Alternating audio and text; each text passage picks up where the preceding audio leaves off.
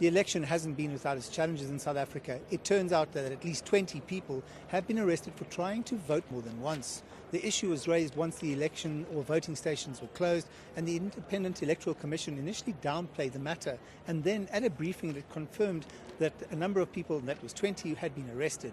The IEC plans to launch an audit and an analysis of the problem areas and identify how many voters were actually involved. But at this stage, it's unclear when that audit will happen and who would run it.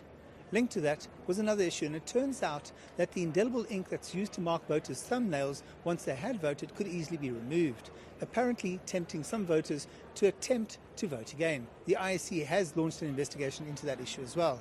We've also just heard that the deadline for the IEC to declare the final results in this election is in fact 7 days, and it appears that South Africans now will have to wait until the 18th for that declaration.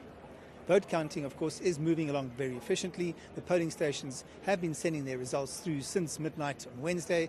Analysts expect a low turnout poll as some 6 million voters between the ages of 18 and 35 didn't register to vote. That's based on the final figures that we heard from the IEC.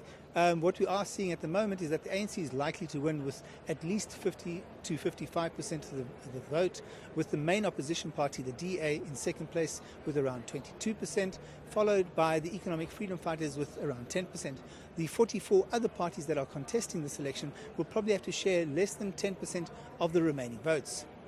I'm Angelo Coppola for CGTN in Pretoria, South Africa.